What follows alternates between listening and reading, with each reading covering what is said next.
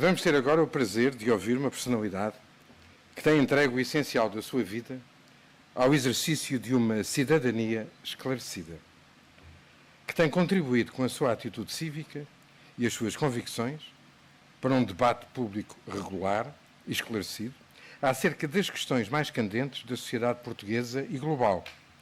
E é de justiça sublinhar a dedicação que tem assumido perante a causa da cidadania de língua portuguesa, a lusofonia, em todos os fora, mas, nos últimos anos, muito especialmente, na liderança da instituição que hoje nos acolhe, a UCLA.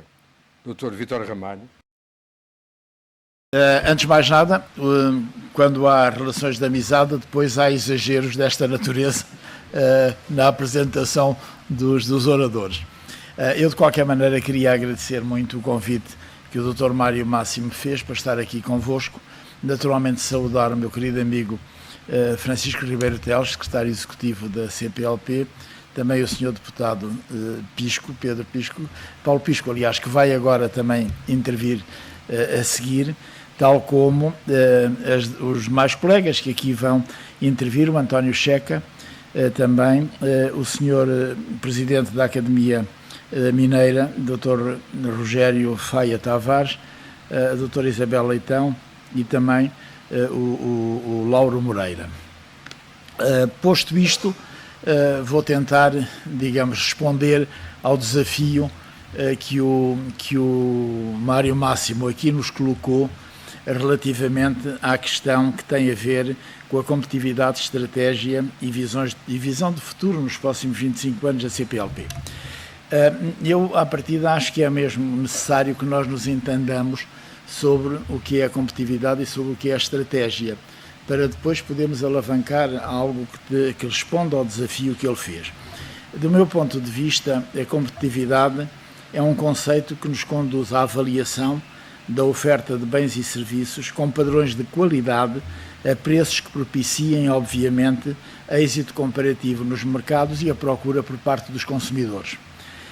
A estratégia é, de alguma maneira, uma ciência ou arte a partir do potencial existente em cada momento para a realização de objetivos que foram previamente selecionados, muitas vezes contra a oposição ou a resistência de vários antagonismos. Qualquer destes conceitos pode ser avaliado, como é facilmente perceptível, na lógica empresarial. Uma empresa pode ser mais competitiva ou menos competitiva, mas também numa lógica dos países ou das regiões em que eles se integram. E como sabem, há mesmo rankings internacionais elaborados por instituições credíveis, desde logo o Fundo Monetário Internacional, o Banco Mundial, que classificam, digamos, a pontuação dos países para a avaliação da sua própria competitividade.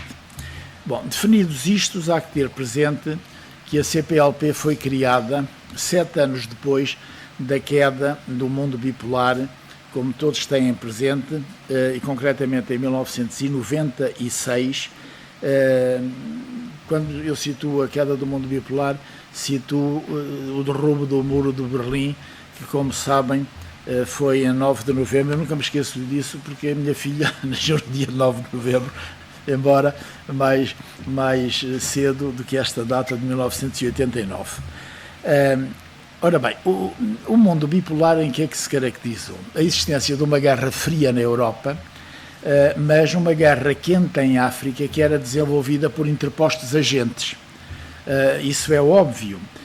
E, portanto, os países de língua oficial portuguesa, africanos particularmente, com as independências, não foram apartados, longe disso, desta situação mundial, de uma guerra quente em África, tomaram posição e, nas independências, eles estabeleceram, como é sabido, uma economia planificada, de partido único, decalcado sobre o regime de uma das superpotências de então, após a queda a implosão do mundo bipolar, e só conseguiram, de facto, eleições democráticas depois dessa queda do mundo bipolar, a partir dos anos 90. Portanto, o mundo bipolar desaparece, salvo seja, entre aspas, em 1989, e a institucionalização da democracia começa a partir daí. Exceto no caso de Timor, para falar dos países de língua oficial portuguesa, que só alcança totalmente a soberania por parte do povo em 2002, na sequência dos acontecimentos trágicos no cemitério de Dili, que acabaram por traduzir uma dimensão mundial e uma preocupação mundial que levou a uma cadeia de solidariedade absolutamente impressionante por parte de Portugal e dos portugueses, que impressionou o mundo e a partir daí impressionou também os países de língua oficial portuguesa que desenvolveram esta cadeia de solidariedade. E aquilo que parecia impensável, completamente impensável, porque os poderosos do mundo já consideravam que a Timor era a 27ª província da Indonésia, acabaram, como é evidente, por ceder. De tal forma que, quando foi o reconhecimento de reganhar a soberania, estiveram presentes, entre outras individualidades mundiais, Kofi Annan, que na altura era secretário-geral das Nações Unidas, e também o próprio Bill Clinton, que era então presidente dos Estados Unidos da América.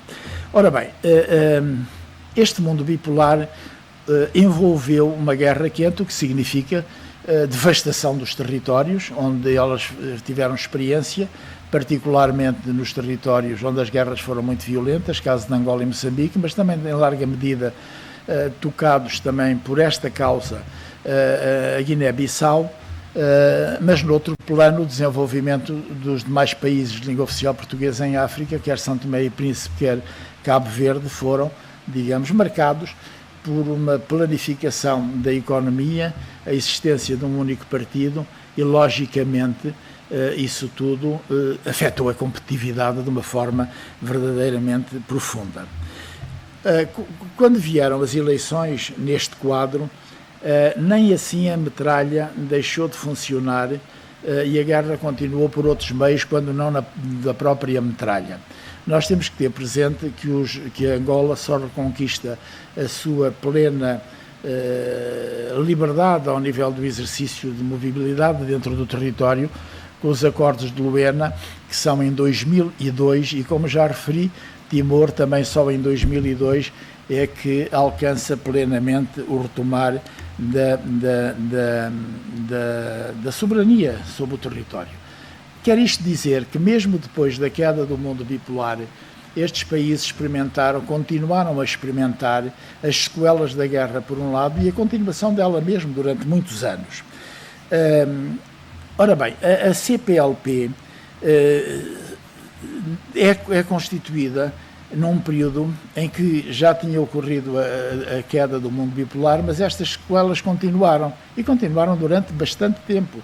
Nestes dois casos que eu aqui refiro, até pelo menos 2002, e mesmo no caso de Moçambique, apesar da ocorrência de eleições também nos anos 90, logo a seguir, é útil nós constatarmos que essa conflitualidade continuou. Porquê? Essa continuidade continuou porque os interesses dos poderosos não se dissiparam. A meu ver, os movimentos de libertação e os partidos políticos africanos não entenderam aquilo que para Mandela mais tarde foi completamente claro. Eu, quando falo de Mandela, falo daqueles países que têm estados à procura de serem nações, ou seja, uma multiplicidade de etnias que, portanto, para a conjugação de esforços conducentes à implantação da própria democracia, para respostas ao desenvolvimento, tinham que ter molas amortecedoras muito profundas.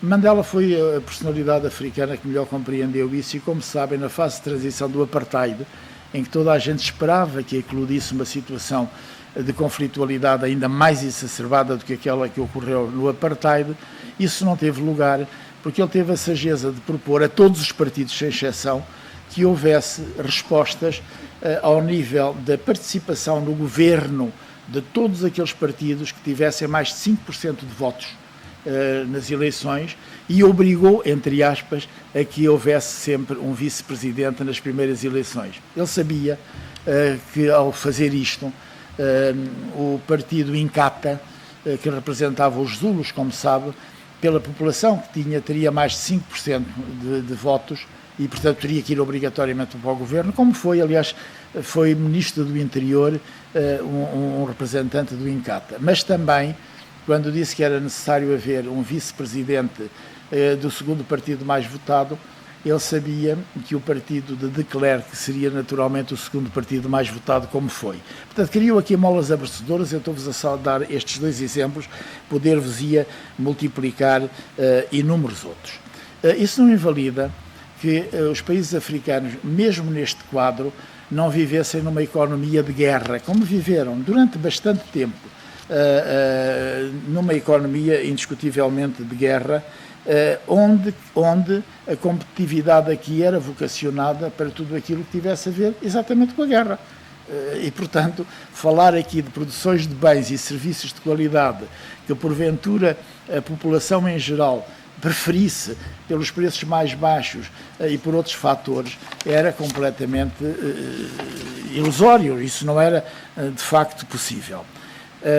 E daí a competitividade desses países, que eu não vou estar aqui a referir, um por um, foi sempre muito baixa e ainda continua a ser muito baixa, comparativamente com regiões, mesmo comparativamente com as regiões em que se inserem. Por exemplo, Angola e Moçambique, a competitividade de ambos é muito inferior à da África do Sul, e os demais países africanos lusófonos a mesma coisa. Excepciona-se Cabo Verde, que tem uma posição muito mais competitiva a esse nível, não obstante, digamos, não ter riquezas mineralógicas nem outras, mas conta sobretudo com o capital humano interno e externo, dada a diáspora que tem.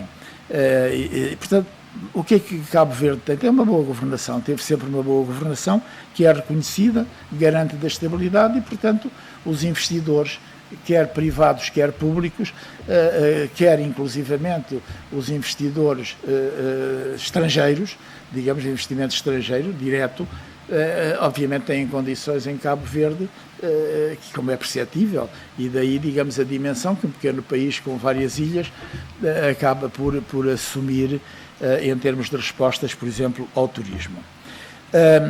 Neste quadro, para a transição depois para a democracia, com estes limites, a CPLP teve um papel não negligenciável, com uma estratégia de incremento para o estabelecimento de acordos multilaterais, vários, ao nível da saúde, ao nível da própria cooperação técnico-militar, ao nível da justiça, ao nível da educação, e foi também fator importante para a contribuição da paz nestes países, quer nos países que experimentavam conflitos sangrentos prolongados, estou a referir-me a Angola e Moçambique, mas mesmo diretamente, por exemplo, em relação à Guiné-Bissau.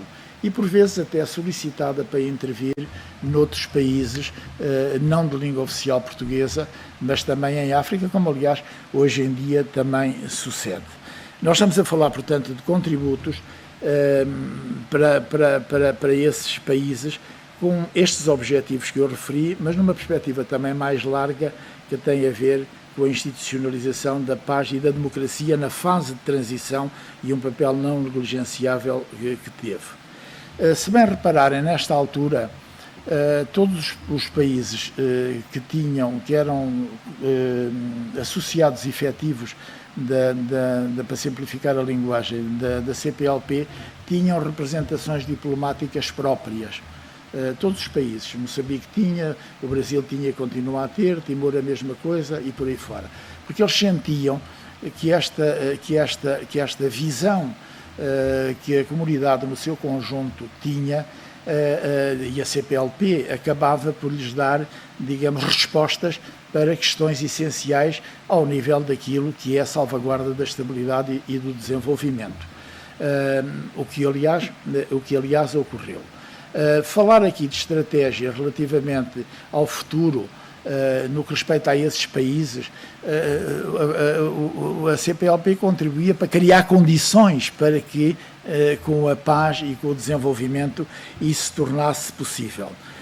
Mas esta própria noção, esta ideia, acompanhou-se, virmos bem, nós vivemos num mundo global, Não vale a pena pensarmos de outra maneira, e se olharmos para o dia a dia, sentimos que este mundo é o único, pronto, e o único que temos para viver nele, não temos outro de facto.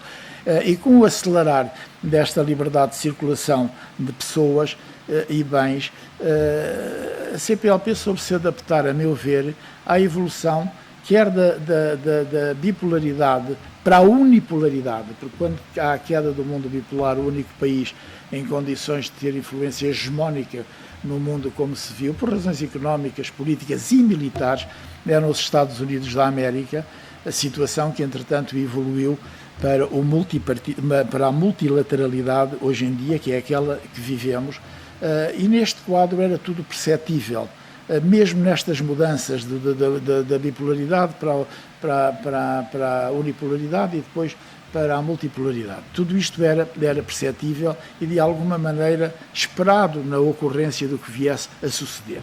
Há um facto aqui novo que veio criar uma disrupção nisto tudo, que foi a eleição de Donald Trump nos Estados Unidos da América, que introduziu, durante o período do seu mandato, que felizmente não foi revogado, não foi continuado, levou a uma política errática que depois afetou as próprias relações euroatlânticas, por um lado, como toda a gente sabe, o que é uma coisa completamente impensável, porque as duas realidades europeia, a relação euroatlântica é sedimentada em resultados históricos que só poderiam levar ao seu aprofundamento e não ao contrário. Mas também, digamos, àquilo que se passou relativamente à África, ao próprio esquecimento da África enquanto tal, mas também um pouco à própria zona onde os Estados Unidos se inserem, como hoje é evidente, na própria zona das Américas e, sobretudo, na América Latina. A América Latina é essa onde, já foi referido aqui muito bem pelo Sr. Secretário Executivo, digamos, uma parte componente da própria estratégia geral da própria União Europeia, se quiser aprofundá-la, que muitas vezes não quer. Porquê? Porque nós entendemos completamente a língua castelhana, portanto não precisamos de tradutor, e olharmos para a América Latina significa que é a presença da Europa também que lá está, através da língua, através da história, mas também através da África. É por isso que é impensável a Espanha poder ter relações com a América Latina sem o contributo de um país que faz parte da União Europeia, também ele europeu, que é Portugal. Portanto, as cimeiras ibero-americanas traduzem a inevitabilidade disto ocorrer e temos que, de facto, aprofundar ainda mais esta situação. A língua portuguesa, sendo um fator importante, é a quarta língua mais falada do mundo, de facto, a primeira do Atlântico Sul, a quinta da internet, é hoje uma língua económica, é um instrumento económico.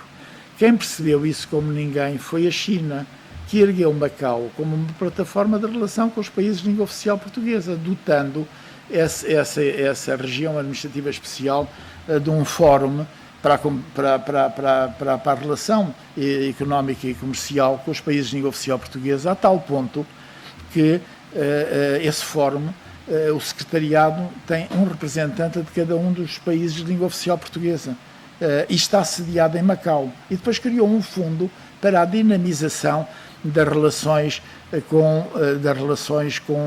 da China, dos empresários chineses com os empresários de língua oficial portuguesa. É bom nós refletirmos sobre isso, porque na nova visão do mundo que aí vem, esta relação da bipolaridade que desapareceu, do ponto de vista comercial, vai fazer aportar uma nova situação, que aí, em relação aos Estados Unidos, é contínua, já era com Trump e vai continuar agora, sobre, digamos, o posicionamento que uma potência como os Estados Unidos tem relativamente à China. Esta deslocação que Joe Biden fez à Europa exemplifica isso mesmo, através das reuniões que teve, quer em primeiro lugar, desde logo, com a Inglaterra, com o Boris Johnson, na minha opinião, porque a Inglaterra vai jogar um papel importante em África de futuro, por todas as razões e mais uma, na própria lógica estratégica dos Estados Unidos da América e também no interesse do próprio Reino Unido, coisa que, aliás, já começa a ser visível, mas também ele, quando veio, teve a possibilidade de falar com o G7, exatamente por causa desta questão da relação comercial com a China, logo a seguir, como sabem, com a NATO, e no final teve uma reunião com Putin, que era inevitável que tivesse, e denota grande sageza da parte dele, exatamente porque a China não é propriamente um aliado, por muito que pareça que não é assim, da própria China. Bom, esta questão lateral tem a ver da movimentação à escala global que a própria CPLP deve ter, que não é fácil, como é evidente, deste quadro da relação de conflitual comercial. Mas é sobre este pano de fundo que nós temos que preparar o futuro, ter uma visão de futuro com a consciência que os Estados Unidos da América estão de volta, como a maior parte dos analistas que pensam estas questões acabaram por referir. Ao fazer isto, ao pensar nisto, temos que ter a consciência que o reforço da competitividade, matéria que é o tema desta conversa, como é sabido, implica a estabilidade e a confiança nos investidores. Como é evidente, tem que ter confiança nos investidores. Quando essa confiança não existe, ou por desadaptação da própria estabilidade de cada um desses países, isso imediatamente vem ao de cima. E o investimento, obviamente, inclusivamente o investimento estrangeiro, acaba por não responder em relação a países que são instáveis, como em relação a países que estão estáveis. E, portanto, tem que se dar muita atenção a esta realidade e também ter muita atenção a uma eficiente organização, porque a competitividade tem a ver com a necessidade de uma organização eficiente, como sucede nas empresas, sucede também com os Estados, a existência de canais de distribuição adequados, o que os países africanos devem cuidar, e de alguma maneira também o próprio Brasil, do ponto de vista das vias rodoviárias. A existência de marcas credíveis e a consideração muito importante neste momento do digital e das novas tecnologias. Indo por partes relativamente a este quadro e às respostas que a CPLP, a meu ver, deram, e muito positivas, como eu já referi, neste novo quadro, a realidade é diferente e isso tem propiciado que, como foi aqui muito bem referido, vários países estejam a inscrever-se como países observadores da CPLP. Isso é positivo porque tem a noção da consciência do que é este quadro geral presente em todos os continentes, inclusivamente na Oceania, e na Oceania de uma forma especial, com dois porta-aviões que são Cabo Verde e São Tomé e Príncipe, e o que eles representam do ponto de vista geoestratégico, mas também da própria posição de Portugal, que não é negligenciada, que é o país mais próximo das Américas, do Norte, do Centro e do Sul, por via marítima. Não é por acaso que nós escolhemos que a Auto-Europa veio para cá, porque os carros inicialmente destinavam-se a ser exportados para os Estados Unidos e ficava mais barato do que se porventura fossem para outro país com uma mão de obra muito mais barata do que a nossa. Porquê? Porque o transporte é um transporte que tem custos e, sendo aqui em Portugal, isso torna-se mais fácil em termos de timing. Mas, para além disto, é prioritário que se consagrem mecanismos que conduzam, a meu ver, ao reconhecimento por parte dos cidadãos, isto já foi referido, e é mesmo uma prioridade fundamental, que os cidadãos olham para a CPLP como os europeus olham, como os portugueses olham, por exemplo, para a União Europeia. Os portugueses sabem que há vantagens concretas no terreno, não é? Ninguém duvida disso.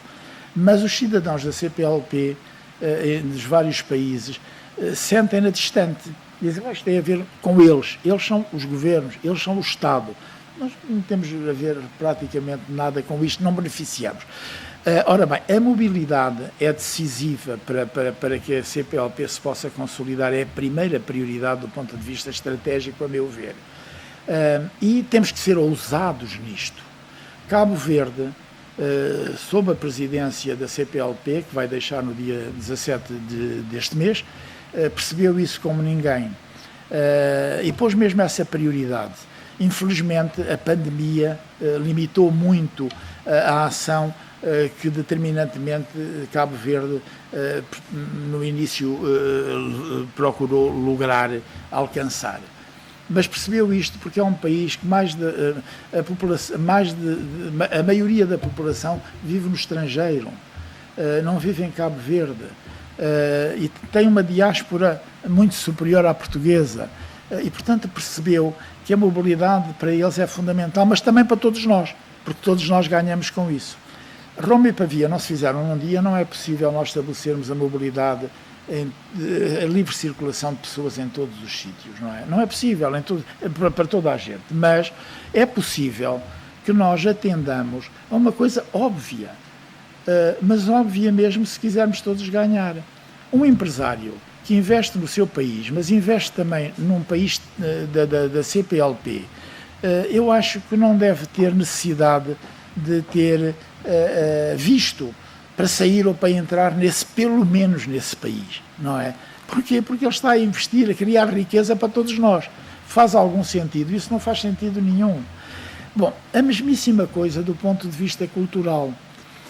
Nós temos homens e mulheres de cultura verdadeiramente notáveis, mas é mesmo real, não é uma fantasia. A Vera Duarte tem-me ali um trabalho que ela fez. De Cabo Verde, quer dizer, desde o Baltasar Lopes aos claridosos, toda aquela gente dos claridosos que Baltasar Lopes fazia parte, agora o Germano de Almeida, isso é de uma riqueza verdadeiramente inacreditável, brutal. Tal como o Brasil, não é só o Jorge Amado, o Eurico Veríssimo, toda aquela gente que pulsa a cultura, que pulsa a nossa realidade, que tem a ver connosco, com todos nós, inclusivamente com Portugal. Muitos deles foram descendentes de Portugal, ainda hoje. Mas também em Moçambique, nós olhamos para Moçambique, qual é a referência? Ainda outro dia, eu referi isso já 2 vezes, o Miyakoto é uma referência internacional de todos nós. É inevitável que ele vá ter um prémio Nobel um dia destes, se não for ele outro desta natureza. E podíamos estar aqui a falar do que é a cultura, de facto, do ponto de vista da literatura, mas também da música. Eu outro dia estive aqui, eu não conhecia sequer o senhor,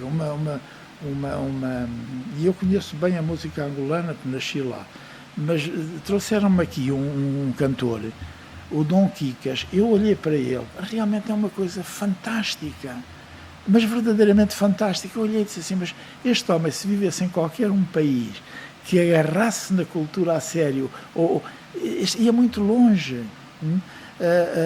Ou como o pai ali da Raquel, que canta uma coisa tão bonita sobre a cidade de Lisboa, que é uma coisa fantástica, de um disco que foi agora mesmo publicado, é verdade. Ou ali o Hélder de Oliveira, que costuma soletrar a poesia do Viriato da Cruz, o Namoro, e com mestria. Quer dizer, então nós vamos confinar isto a nós próprios? Não é possível. Portanto, esta questão da cultura, da gastronomia, etc., é absolutamente fundamental, para além, obviamente, dos universitários. Os docentes universitários, com regras, como é evidente, e ver quem é que são docentes universitários, também têm que circular livremente nos nossos espaços, com uma juventude, à semelhança do que a Europa faz com o Erasmus. Bom, isto é impossível. Bom, nenhum objeto desta sala, ou nenhum objeto da minha casa ou da vossa, foi feita sem o sonho, não é possível, porque é daí que nascem as coisas materiais. Ora bem, isto representa, de facto, uma coisa possível de alcançar, mas é mesmo completamente possível de alcançar. Portanto, esta é a primeira questão que nós devemos levantar, e Cabo Verde suscitou-a muitíssimo bem. Eu sei que não é uma tarefa fácil, sobretudo se jogarmos, como já disse, com a necessidade de haver um desenvolvimento sustentável dos nossos povos para reforço da competitividade e numa lógica estratégica. Bom, agora em 3 ou 4 pontos, e muito brevemente, já estou a falar demais, que pontos é que eu acho que nós podemos ser ainda muito ousados? Já foi dito, e eu estou 100% de acordo, nós temos uma outra riqueza incrível, que é o mar. Todos os nossos países fazem fronteira com o mar, todos eles. E mais, com o alargamento da zona económica exclusiva que está em cima da mesa das Nações Unidas, isso vai alargar ainda mais as zonas económicas exclusivas dos nossos países. E mesmo de Portugal, considerando as ilhas dos Açores e da Madeira, nós vamos ter uma extensão da zona económica exclusiva provavelmente muito significativa. A zona económica exclusiva do Brasil, a ter lugar a aceitação do que está em cima da mesa na ONU, vai tocar com a de Angola. Ora bem, falar do mar não é só falar das pescas, embora seja uma riqueza muito grande. Mas falar das pescas é falar da possibilidade que nós temos todos de criar, do ponto de vista da resposta empresarial, uma estrutura comum que a todos sirvam. Mas também, em relação ao cluster do mar, tenhamos a consciência que mais de 90% do comércio, das transações comerciais de bens, se faz através do mar. Bom, não é possível criarmos uma estrutura de contentores que possibilite entre os nossos países e não só aproveitar esta vantagem única no mundo. Vocês acham que isto é... A Suíça não tem barcos, não tem portos, não tem mar, mas tem uma força naval, não sei se sabem disso, na Holanda, nas relações que fizeram com ela. Nós temos uma coisa e não a utilizamos. Quando eu faço em força naval, também estou a olhar para o Brasil, que tem uma força naval significativa. Bom, nós somos a primeira língua do Atlântico Sul. Não faz sentido nós participarmos na defesa do Atlântico Sul, que é fustigado no Golfo da Guiné e na Somália, com assaltos a navios, e ainda hoje isso ocorre. A comunidade internacional está a olhar, mas timidamente, para isto, e a situação continua. E continua a florescer ou a dar lugar a que o terrorismo islâmico radical já esteja em terra depois da situação que se passou na Síria, com a queda do califado. Portanto, esta resposta, eu acho que o país pode dá-la, os países podem dá-la, conjugando esforços com os seus meios, porque a própria comunidade internacional tem necessidade que isso seja feito. Mas há outra força que pode ser conjugada com essa, é uma força de manutenção de paz. Vocês diziam assim, mas o que é isso? Através das sociedades das Cruz Vermelhas Internacionais. Eu fui vice-presidente da Cruz Vermelha, criei, com a doutora Maria Barroso, que era presidente dela, uma viagem que fiz a Moçambique e a Angola e aos outros países, uma associação para este objetivo. Desapareceu tudo. Durou. Mal nós saímos, nunca mais ouvi falar disso. Então não é possível criar uma força humanitária para a paz que atenda às questões dos nossos povos e países relativamente a Cabo Delgado, relativamente ao vulcão da Ilha do Fogo e por aí fora. Eu acho que é. A Cruz Vermelha Internacional sentia-se regozijada com isto. Isto custa muito dinheiro? Não. Custa boa vontade e objetivos políticos que nem sequer têm a ver diretamente com o próprio Estado, mas é útil que isto seja prosseguido. Esta força de paz ou de manutenção de paz. Sem prejuízo destas questões, estou mesmo a acabar, há respostas, como disse inicialmente, que têm sido muito positivas e continuam a ser dadas, propiciaram o alargamento dos observadores na CPLP, avanços na questão da mobilidade, que seguramente vai ser votada. É um primeiro passo na Cimeira de Luanda, também na justiça, na saúde. Mas tudo isto tem de ser enquadrado numa lógica de que há uma luta a travar, que é a luta contra a pobreza e a favor do desenvolvimento. Porque onde há pobreza, há a criação de condições para que a instabilidade se crie. Não vou dizer onde, mas é visível isso nos países africanos, e não só na língua portuguesa, mas também na língua portuguesa. Portanto, este combate em prol do desenvolvimento, numa lógica estratégica, não pode prescindir disto, tal como não pode prescindir da atenção muito especial à saúde.